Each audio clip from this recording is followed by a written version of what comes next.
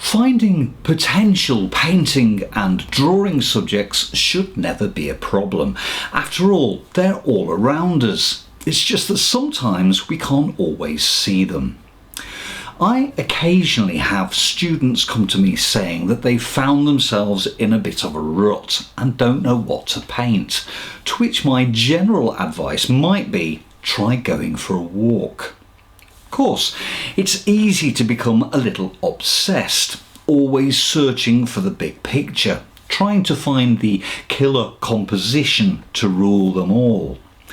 But good landscape subjects come in all shapes and sizes. Some are more obvious than others. So, to try and illustrate how I might generate fresh new ideas, I took a short local walk to see how many potential subjects I could identify and perhaps develop further.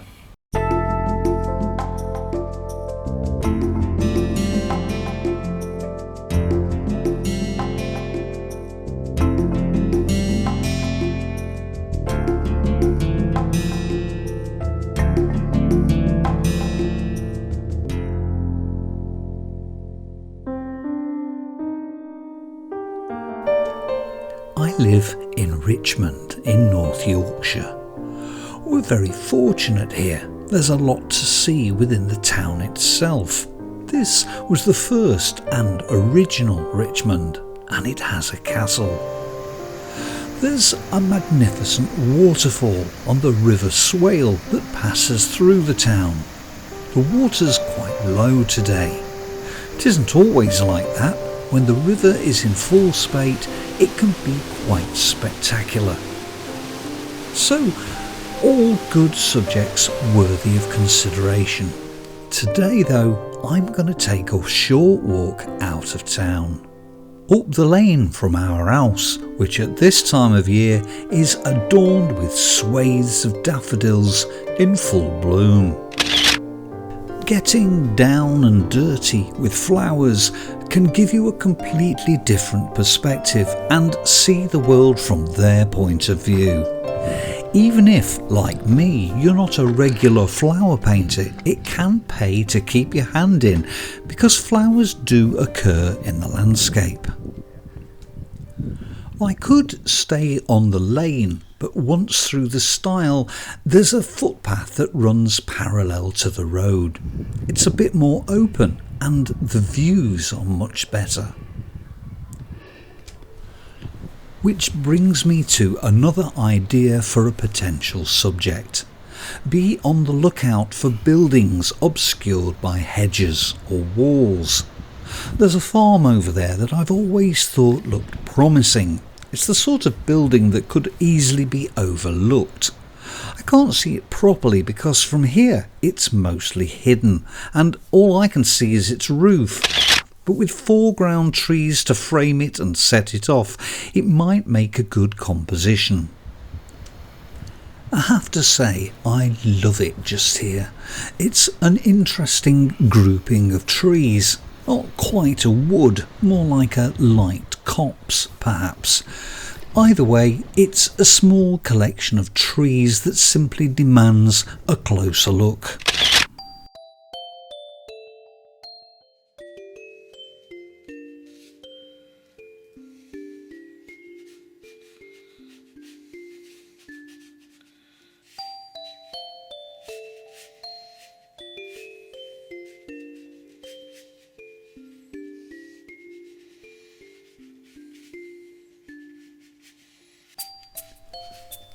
Painting tree textures in watercolour can be quite a challenge. After drawing the scene out in pencil and establishing a few basic underlying washes, the tree bark is something worth taking your time over. This is immersive stuff and fun too, which is what watercolour should be all about, of course.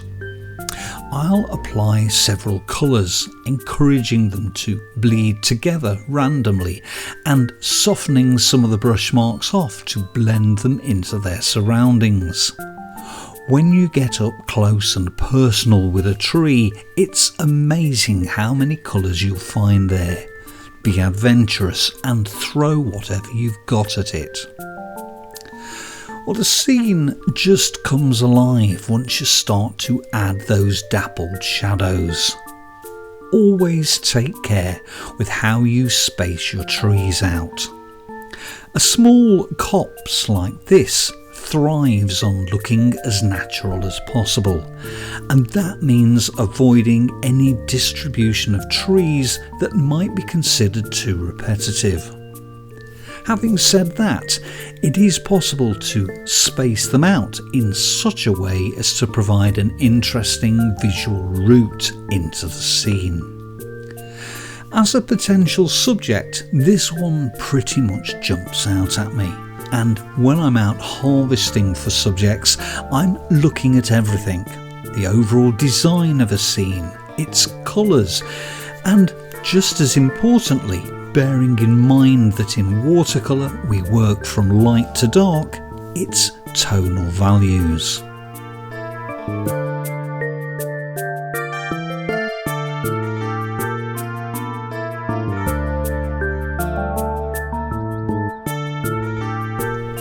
This lane is on the coast-to-coast long-distance footpath, Richmond being a popular stopping-off point for hikers who have walked from Reeth or Marske further down the dale. Alfred Wainwright himself declared the view from this point to be one of the most thrilling views of Richmond, and that the town is too good to be bypassed. The author and artist is commemorated by this seat, encouraging walkers to pause and enjoy the view before pressing on. I'm going to turn off up the hill in a moment, but before I do, I want to draw your attention to this large farm shed where there's a lovely old tractor. By the way the wheels are pointing, I'm guessing it's no longer in use. It's easy to overlook such things as battered old vehicles or farm machinery, but they can be a valuable link to the past. I'm thinking it would make a great line and wash. When I'm looking out for potential subjects, I always like to keep in mind all the different styles and approaches that are available to me. Some subjects shout out pure watercolour, for example, while I might envisage others as a simple pencil sketch or tonal study. I like my line and wash paintings to be a fusion of the two disciplines, where each supports and informs the other, with neither being particularly dominant. I often like to start without any pre-drawing, preferring to throw paint at the paper in nothing more than a rough approximation of the scene. Once I've done that, I'll use an ink pen to draw things out properly, taking hints from the initial watercolour wash, but not being dictated by it. I'll build things up by alternating between the two.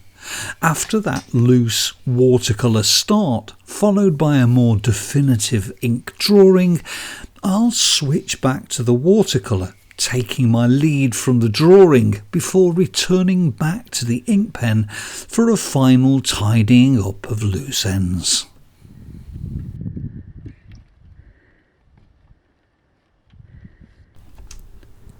From the lane, the footpath rises, past these lovely gorse bushes.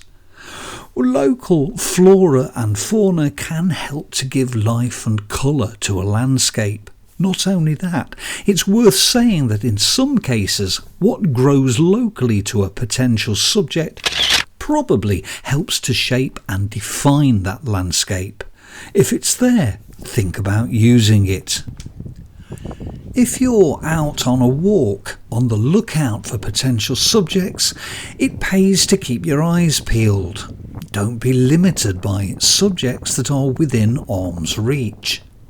If a footpath crosses a field like this one, pause to look as far as you can see. From here, I can see an interesting group of farm buildings. If you can see an interesting group of buildings in the distance, then it might be possible to mentally zoom in and extract that information for a potential painting. I would even recommend carrying a small pair of binoculars for the purpose. From this distance, only a small amount of details will be available to you. A pencil sketch is a great way to capture what you can see and then try to develop it into a workable composition. If I'm going to make a quick preliminary pencil sketch, I always start by establishing the basic outlines first. Try to break things down to their simplest forms possible. It's far better than going in like a bull at a gate and then finding you've cluttered your drawing up with too much information. I'll follow this by applying some simple shading patterns, identifying where the lightest and darkest tones are before getting down to the nitty-gritty and adding some of the finer details and darkest, most intense tones. One of the advantages of extracting a potential subject from such a distance is that it encourages you to use your imagination, which is never a bad thing. A little improvisation can be a healthy thing. More importantly, it'll help you to produce something that is unique to you. After all, what one artist leaves in, another might choose to leave out, or interprets it completely differently. It's what makes us individuals, after all, and keeps things interesting.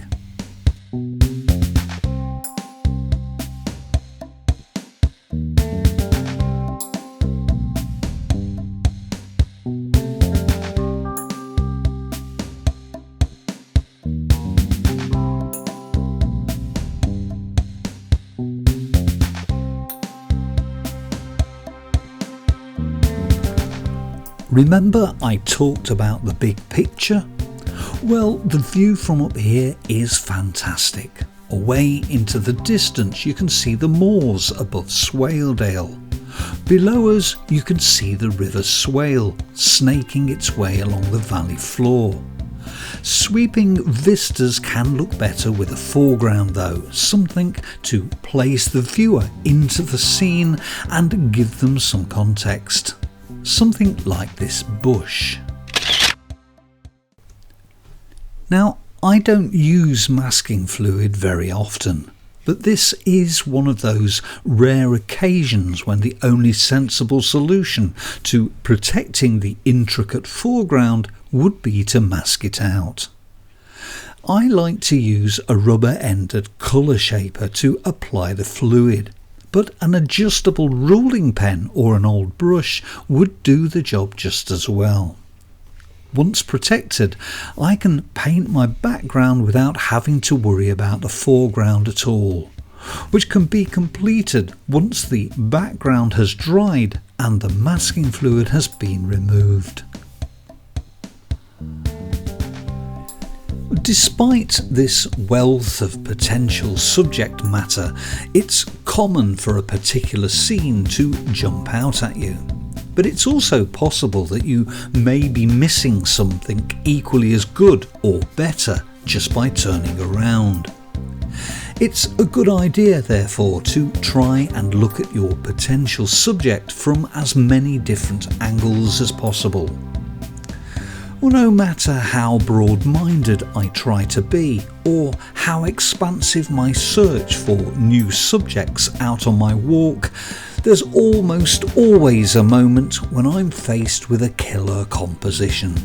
It can't be avoided, it's there, simply begging to be painted. My approach to a subject like this would be to lay down some establishing washes to begin with. Well, there's a school of thought that suggests we should apply paint to the whole of the paper, which is okay, but be sure to identify where your highlights are right from the start. In watercolour, we work from light to dark, so highlights need to be carefully painted around. Once I'm happy with my first draft, I'll work my way into the composition, developing the shape of the rocks in the stone wall and applying blue-grey shadows that follow the contours they're falling upon, and that hopefully help to explain the three-dimensional properties of the scene. Overall, even at the point of first discovering your subject, be aware of how the light is influencing your potential scene. Here, with the sun being out, there are some particularly strong contrasts and interesting shadows. Let the play of light and dark do some of the work for you. Paint what you see and don't try to second guess what you think is there unless you feel you can improve it by tapping into your imagination, of course. In 1606, Robert Willants, a local draper, narrowly escaped death when his horse galloped over the edge of Whitcliff's Scar in thick mist. Sadly, his horse died in the fall, but fortunately for Robert, the animal helped cushion his fall and all he suffered was a broken leg. He was so grateful to the horse for saving his life that he erected a monument at this spot, which is still known as Willants's Leap. Willants's Leap marks the turning point of my walk. As I descend the hill, the route doubles back on itself and I'm heading back towards home. The observations never stop though. How does that wall stay up? The landscape in this area is rich with diversity and wonderment. Its colours change over the seasons and the weather can change faster than you can pack and unpack your waterproofs. There's always a footpath still to be discovered and new ways to look at familiar locations. So when you're out harvesting potential subjects, look for the big and look for the small. One of the keys to success with painting and drawing is observation. Walking is good for you, of course, we all need a bit of fresh air every now and then, but it is also an opportunity to use your eyes and to think about the things that you see in terms of how those observations might improve your art.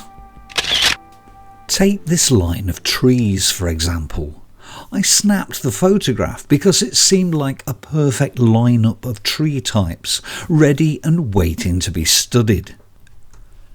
Trees never cease to fascinate me, and I love drawing them whenever I get the opportunity. Sketching them regularly helps me in two ways. Firstly, it enables me to create better looking, more natural and convincing specimens, and prevents me from falling into the habit of using lazy stock tree shapes. Every tree is unique, so we should endeavour to try and understand the properties that gives a tree its individual character. Secondly, I'm always looking for ways to improve my tree drawing technique, little shortcuts that might help me to control its overall shape, such as the light curved lines I've used here to map out the outer limit of its smallest branches. Trees are three-dimensional objects, and one of the biggest challenges to the artist is how to reinforce those properties on a flat, two-dimensional sheet of paper. So I'm always looking for tricks that might help me to improve that illusion. Well, the secret to all of these is practice and perseverance, and no matter how much experience you've had, you never stop learning. It also means it never gets boring. Finally, another thing I'm often on the lookout for are textures. This track isn't smooth, it's rough, and on a wet day it can be a quagmire. When it's dry though, like today, its cracked, churned up surface creates lovely contours that are accentuated by the shadows falling across them. Some of my favourite textures are to be found on old collapsed moss-covered walls like this one. Watercolour is a tactile process. The whole business of mixing up paints and throwing it at a sheet of paper is immensely satisfying. It's particularly satisfying when you throw the rule book, such as it is, out of the window and get down and dirty with only the vaguest of plans. Well, there's something slightly rebellious about ploughing into a painting without drawing it out first.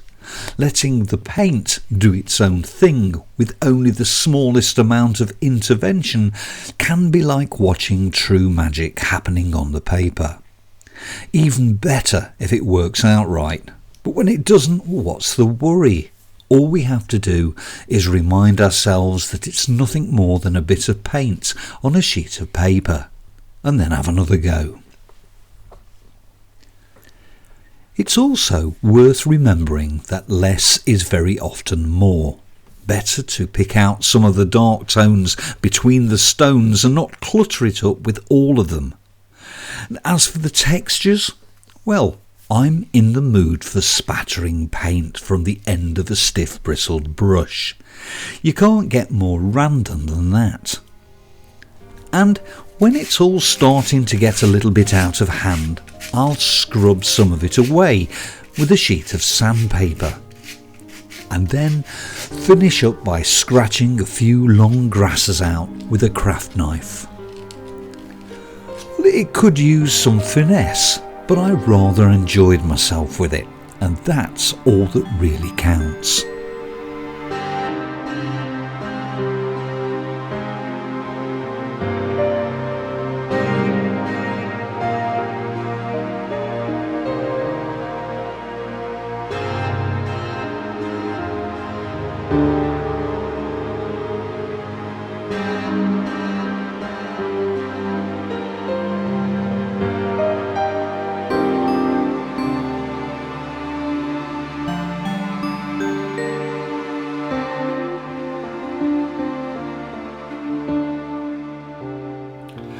So there you have it, 10 potential painting and drawing subjects all harvested from one short local walk.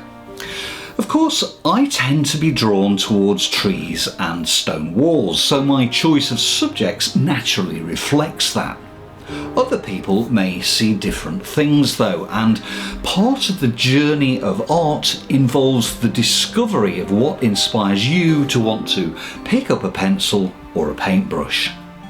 The point is, for me, taking a walk is a good way to generate fresh ideas and sow a few seeds of creativity. Well, I hope you've enjoyed that little insight into how I might find subjects, and that it might help you in your own search for stuff to draw and paint. Well, all of the demonstration clips you've seen here will soon be available as projects in my online student service, complete with full video demonstrations, step-by-step guides, notes and other resources. For full details of subscription options, what's on offer, click on the links below. Until next time, take care.